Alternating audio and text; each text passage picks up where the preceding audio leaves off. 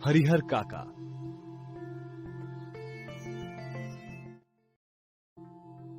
हरिहर काका।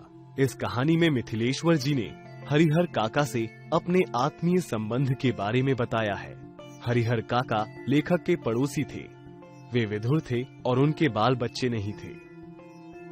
बचपन में हरिहर काका ने लेखक को एक पिता से ज्यादा स्नेह दिया था। इतना ही नहीं, काका लेखक को अपने कंधे पर बैठाकर गांव में घुमाया करते थे। बड़े होने पर लेखक और काका का रिश्ता एक घनिष्ठ मित्र के जैसा हो गया था। हरिहर काका लेखक से अपनी हर बात साझा करते थे। मिथिलेश्वर जी अपने गांव के बारे में बताते हैं। पूर्व दिशा में स्थित ठाकुरबारी इस गांव का पूजा स्थल है। ये गांव के महत्वपूर्ण स्थानों में से एक स्थान है। गांव के लोग सीधे सादे हैं और ईश्वर पर विश्वास करने वाले हैं। लोगों की ठाकुर जी के मंदिर पर बहुत ही ज्यादा श्रद्धा और विश्वास है। इसी श्रद्धा और विश्वास की वजह से ही ठाकुरबारी गांव की पहचान बन गया। आसपास के कई गांवों के लोग अपनी अपनी समस्याओं के समाधान के लिए ठाकुरबारी में मन्नतें मांगा करते थे।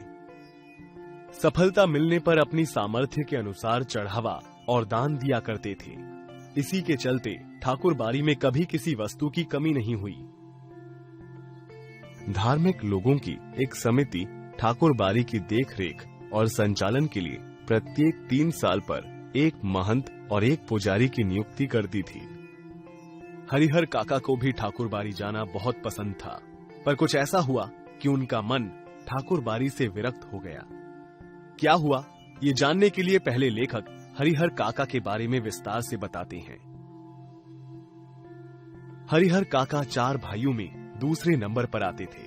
अन्य तीनों भाइयों का भरा पूरा परिवार है, पर दुर्भाग्यवश काका का अपना कोई बच्चा नहीं था। 2 बार विवाह करने के बाद भी भगवान ने उन्हें पुत्र लाभ नहीं दिया। सभी ने तो तीसरा विवाह करने की सलाह भी दी थी, पर काका ने उम्र और समाज का लिहाज करते हुए नकार दिया। काका अपने भाइयों के साथ अपना समय काट रहे थे। हरिहर काका के हिस्से में 15 बीघे जमीन पड़ती थी और इसी के लालच में भाइयों ने अपनी पत्नियों से काका की ठीक से सेवा करने का आदेश दिया था। कुछ दिन तो ठीक ठाक चला, पर काका की देखभाल में कोताही होने लगी। एक बार तो अस्वस्थता की दशा में भी काका का ठीक से ध्यान नहीं रखा गया। घर में आए मेहमान के लिए अच्छे व्यंजन बनने पर भी जब हरिहर काका को रूखा सूखा मिला, तब काका को अपनी बेइज्जती मालूम हुई। वो अपने घर से गुस्से से निकल गए। ठाकुरबारी के महंत जी की निगाह भी काका की जमीन पर टिकी हुई थी। महंत जी काका को अपने साथ ठाकुरबारी ले गए और उनकी जमकर आव भगत की और अगले जन्म में स्वर्ग प्राप्ति का लालच देकर जमीन ठाकुरबारी को दान करवाने का प्रयास शुरू कर दिया। अब तो भाइयों को काटो तो खून नहीं। उनको 15 बीघे जमीन हाथ से फिसलती नजर आने लगी। सुबह सुबह ही तीनों भाई ठाकुरबारी में पहुंचकर हरिहर काका के पैरों में लौट गए। उनसे अपनी गलती की माफी मांगने लगे। भविष्य में कभी भी उनकी अवहेलना नहीं होगी, ऐसा आश्वासन मिलने पर काका पुनः घर लौट आए। गांव में अब एक ही चर्चा हो रही थी। हर किसी के पास अपना दृष्टिकोण था। कोई कहता कि काका को अपनी जमीन ठाकुरबारी को दान दे देनी चाहिए, तो किसी का मत था कि जमीन तो भाइयों को ही मिलनी चाहिए। इन्हीं बातों से काका के परिवार वाले आतंकित रहते थे। कहीं हरिहर काका अपनी जमीन ठाकुरबारी के नाम न लिख दें। भाई लोग उन पर दबाव बनाने लगे कि काका जमीन उन सभी के नाम कर दें। तभी गांव में एक अप्रत्याशित घटना हुई। आधी रात के आसपास हरिहर काका की दालान पर महंत और उनके समर्थकों ने हमला ही बोल दिया।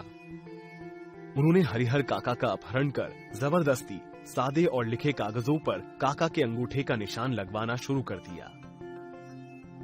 तीनों भाई और उनके समर्थकों ने यह अंदाजा लगाया कि ये काम महंत का ही हो सकता है, पर जब वे सभी ठाकुरबारी पहुंचे तो वहां सन्नाटा छाया हुआ था। बड़ी आपाधापी और पुलिस की घेराबंदी की मदद से जब काका के भाई ठाकुरबारी के अंदर गए तो एक कमरे में काका को बड़ी ही खराब स्थिति में पाया। उनके हाथ पैर बंधे हुए थे और मुंह में कपड़ा ठूंसा हुआ था। हरिहर काका को महंत की चंगुल से छुड़ाकर घर लाया गया। उनकी सुरक्षा के लिए विशेष व्यवस्था की गई। काका भी अब समझदार हो गए थे। उन्हें भी हकीकत समझ में आने लगी थी।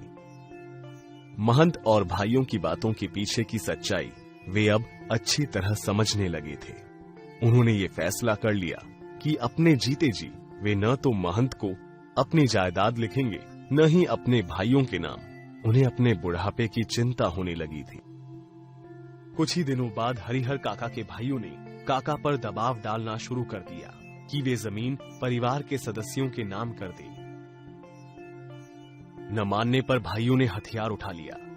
प्रतिकार करने पर हाथापाई की नौबत आ गई। काका जब चिल्लाने लगे तो भाइयों को लगा कि उनके मुंह में कपड़ा भर देना चाहिए था। काका की चीख पुकार सुनकर गांव के लोग जुटने लगे।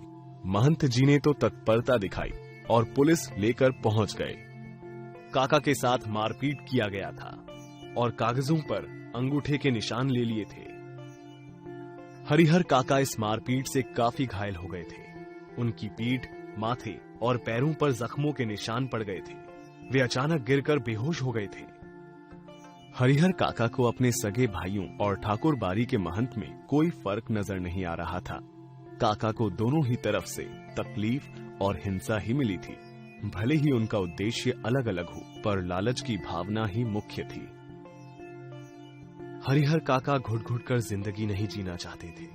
इसी सोच के चलते काका ने घुटन की जिंदगी से मृत्यु को अच्छा समझा। वे मृत्यु को गले लगाने को तैयार हो गए।